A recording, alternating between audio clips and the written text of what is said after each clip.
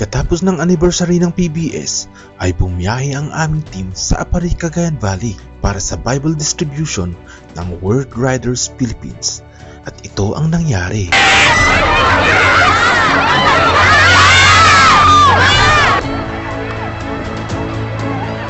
Pinagkaguluhan ako ng mga estudyante sa Apari. Pwede na! Ayaw mong maniwala?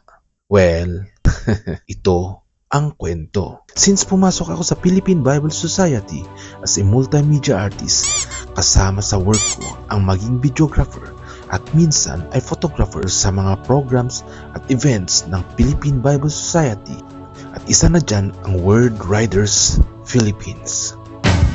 Ang Word Riders Philippines ay isang grupo ng mga big bike riders na ang layunin ay puntahan ang mga schools sa Pilipinas para magbigay ng Biblia sa mga estudyante. At napakaswerte ko kasi wala akong ibang choice kundi mag-travel kasama nila.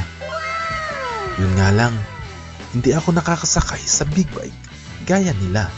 But anyway, nakasama ako sa Bible distribution sa PNPA sa Silang Cavite.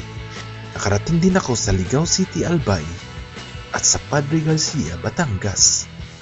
At ngayon ay papunta naman kami sa Apari sa Cagayan para magbigay ng mga Bibles.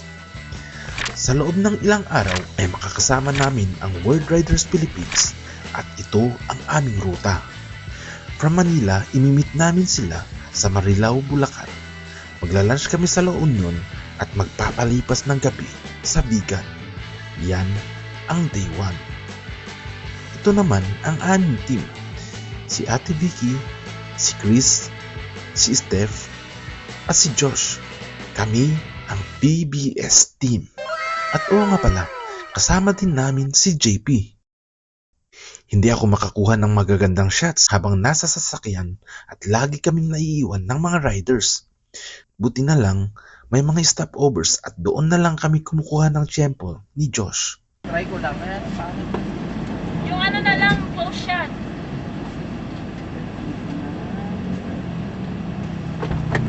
Ayun, dumaan pa yung ulo niya. Grabe, nakakapagod din maghabol sa mga taong pilit lumalayo. Lunchtime na. Anyo! Here we are in Buwang. Buwang? Buwang! Bawang lang oh yun. Sorry, bawang. Sabi ko kanina, hello, hindi na kami sa buhay. Science. Yun yung tawag nila sa tama. Pagkatapos namin kumain ni Josh ay namasyal kami saglit. Itinuloy namin ang aming biyahe hanggang sa makarating kami sa Ilocos Sur.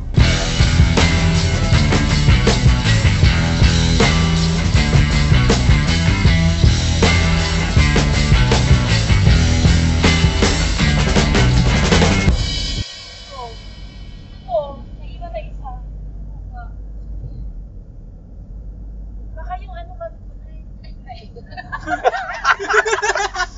Baka may problema ba tayo sa dalawa? Well, may dalawa pa siyang anak. Okay lang po ba sa inyo? Hindi na namin naabutan ang mga riders, kaya kumain muna kami ng kumain at namasyal sa Baluarte. Unang bungad pa lang namin ay nakakita na kami ng ibon at isa pang ibon. Nagulat ka, bibili kasi kami souvenir eh. Pagkatingin ko, ano yun? Parang kahoy. Ay nako Josh. Ikaw ha? Inikot namin ang buong Baluarte.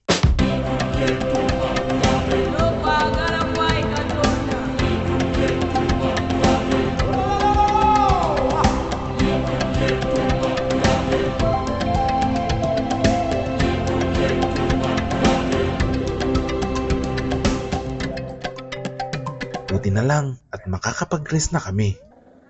Nandito na kami sa tutuluyan namin ngayong gabi. This is for girl. Boys, dyan kayo. Bakit? Hindi kayo mamimili, ako mamimili. Bakit? Pero wait, gusto ng mga girls na lumabas. What? Hindi nila alam mapagod. Kaya lumabas kami at inikot ang Kalye Crisologo Nagpa-picture-picture ulit. At buti na lang, naisipan nilang magpahinga na. Kinabukasan, maaga kaming gumising para i-meet ang Word Riders, mag-breakfast at magbiyahe ulit. Ang plano sa araw na ito ay magla-lunch kami sa Farmers Cafe sa Burgos, Ilocos Norte. Pagkatapos ay dadaan kami sa Bangi Windmill, kukuha ng shots doon bago pumunta ng Apari. Nakarating na kami sa Farmers Cafe at hihintayin namin dito ang Word Riders. Inunahan namin sila para makunan ko ng aerial shot ang pagdating nila. Napakaganda ng view dito. At habang nakalipad ang drone ay hindi ko napansin na nandyan na pala ang Word Riders.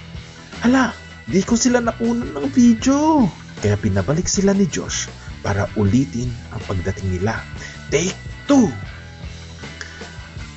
Pagkatapos kumain ay lumipat kami ng sasakyan ni Josh at nauna kaming pumunta sa Bangi Windmill, lampas ng Burgos. At para mag-set up bago dumating ang Word Riders. Nakakuha naman kami ng magagandang B-rolls at ayun, biyahe na ulit. To Apari na!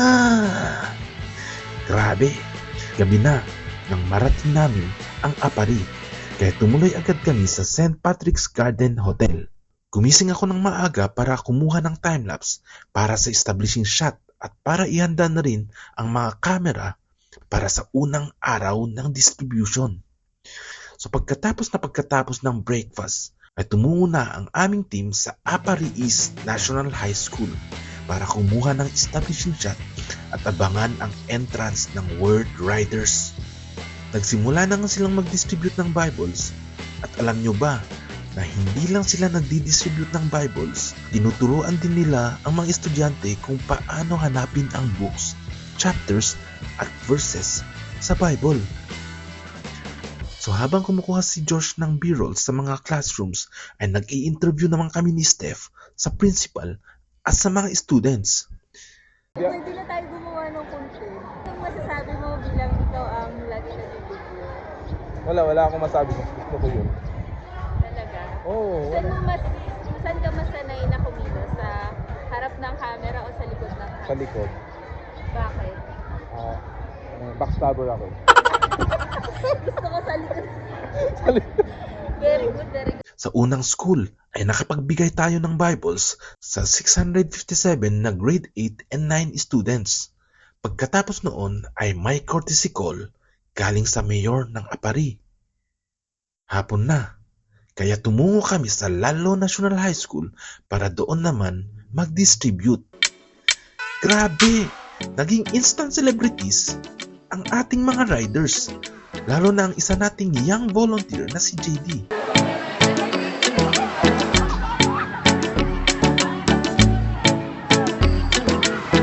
Nagsimula na ang distribution habang ako ay kumukuha ng aerial shots ng school. Ganon ulit ang ginawa namin. Si Josh ang tagakuha ng B-rolls habang nag-i-interview naman kami ni Steph. Tapos na ang distribution at nakapagbigay tayo ng 1,000 copies ng Bible sa grade 8 and 9 ng Lalo National High School. At bago kami bumalik sa hotel ay gusto ng mga riders na magpakuha ng video dito. Ang lakas ng hangin. Nahirapan akong makakuha ng magagandang shots. Hindi namin alam na may papalapit palang bagyo sa Cagayan. Kinaumagahan, maaga ulit kaming gumising dahil may isa at huling school kaming pupuntahan. At ito ang Apari School of Arts and Trades. Gaya sa Lalo ay pinagkaguluhan din ang ating mga riders. At dito sa school na to, nakilala namin si... My name is Gleyan May Pitumaro, grade 8. Pati na nga ako, naiyak na din habang nagkukwento siya. Natapos na ang aming distribution at nakapagbigay tayo ng 814 Bibles sa mga grade 8 and 9 students. Grand exit na ng mga riders at hinabol sila ng mga estudyante hanggang sa gate. At nang wala na silang mahabol, nakita nila ang drone at ito naman ang pinagkaguluhan nila. Kakainis! Akala ko, ako! Nice! Anyway, after ng distribution ay bumalik kami sa St. Patrick Garden Hotel at hinanda ang mga gamit sa pag-alis. So ayan po, aalis na po kami. Yan yung mga gamit. Brought to you by Fudge Bar. Bago bumalik sa Manila, ay gusto ng mga riders na mag-relax muna sa Santa Ana, sa Blue Coast Beach Hotel at doon magpalipas ng gabi. Pero maulan. At natapos na ang ride namin at kami babalik sa Manila bukas. Pero ngayon dito muna kami sa resort para mag-relax, kaso Nabutan tayo ng bagyo. Yung pag ganito umuulan, dyan sa ilalim ng dagat mainit. Pero malakas ang alon. Kinaumagahan ay isa-isang umalis ang mga riders. Halos isang linggo din kaming magkakasama sa susunod na ride ulit. I'm very blessed na maging videographer sa bawat distribution ride ng World Riders Philippines.